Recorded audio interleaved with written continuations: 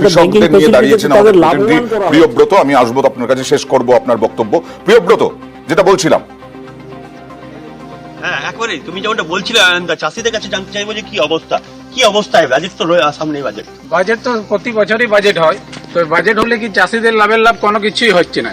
চাষিরা সার মেন হচ্ছে সার যে দামে কিনতে হয়, সার তো সরকারি রেট যেটা দিয়ে থাকে 1500, 1800, 1700 যে রেটটা দিয়ে থাকে, সেই রেটে আমরা চাষিরা কখনোই সার পাইনি। কারণ সেই সারটাকে আমরা 1200, 2200, 2500, 2800 পর্যন্ত আমরা সারা আলুর সময়, আলু সিজনের সময় আমাদের কিনতে হয়। আর সেই আলু আজকে বিক্রি হচ্ছে 40 টাকায়, কিন্তু আমরা যখন মাঠ থেকে দিয়েছি সেই আলু আমরা হয়তো 8 টাকা 10 টাকা এর বেশি আর দাম আমরা পাইনি, কিন্তু সেই আলু আজকে বিক্রি হচ্ছে 40 টাকায়। কিন্তু মধ্যেখানে যারা খাচ্ছে সেটা চাষিরা কোনো কিছু পাচ্ছে না। এই চাষের যে নাঙল দিতে গেলে আমাদেরকে এক মিনিট চালাতে গেলে 22 থেকে 25 টাকা লাগে, ট্রাক্টর যে রোটার দিয়ে চাষ করা হয়। তারপরে যে কৃষি যন্ত্রপাতি যে বীজটা প্রয়োগ করা হয়, সেই বীজটার দাম হয়ে গেছে আমাদের প্রতি টাঙ্কিতে 1 থেকে 150 টাকা। কি চাইছেন বাজেটে? তাহলে বাজেটে চাইছি আমরা কম বাজেট থাকুক, আর চাষিদিকে যেভাবে চাষিরা দাম পাইছে সবজি, সেই দাম সেটা লক্ষ্য করতে হবে সরকারকে, কেন্দ্র সরকারকে। ওকে, কেন্দ্রীয় সরকারকে আমি কাছে আসবো। কি বলবেন এই যে বীজ থেকে আরম্ভ করে সার থেকে আরম্ভ করে, যেটা মৃত্যুঞ্জয় বারবার বলছিলেন, হ্যাঁ ফরেদের সমস্যা এটা এই রাজ্য আছে, আমি বলছিলাম মৃত্যুঞ্জয়কে, কি বলবেন?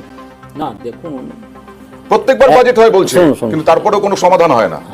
আপনি বীজের দাম, সারের দাম, পেস্টিসাইডসের দাম, সবগুলো জিনিসের দাম যেমন একটা জেনারেল একটা মূল্যবৃদ্ধি বাকি সমস্ত জিনিসগুলোতে হয়, এটাতেও একটা সামান্য মূল্যবৃদ্ধি হতে চলে।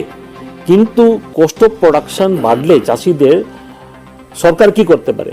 তাদের যে প্রোডাক্ট ক্রপ যে তৈরি হবে তার যে মূল্য, তার যে এমএসপি মিনিমাম সাপোর্ট প্রাইস যেটা হয়, সেটাও তো সরকার বাড়াতে যাচ্ছে। কাজেই যেখানে একটা দিকে কস্ট বাড়ছে, অন্যদিকে তাদের প্রাইসটাও বাড়ছে, তার সাপোর্ট তো গভর্নমেন্ট দিচ্ছে। আর যদি এমএসপি ব্যাপারটা দেখেন, সে উইটে দেখুন, ছোলাতে দেখুন, মসুরে, পেডিতে, বাজরা, রাগি, অরহর, সয়াবিন, কটন, প্রত্যেকটা জিনিসে কিন্তু এমএসপি বাড়ানো হয়েছে।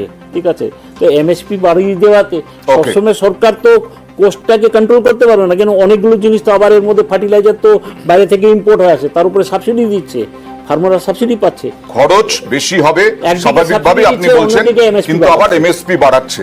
সত্যি কি সামঞ্জস্য থাকছে? অর্থনীতিবিদদের কাছে আসবো।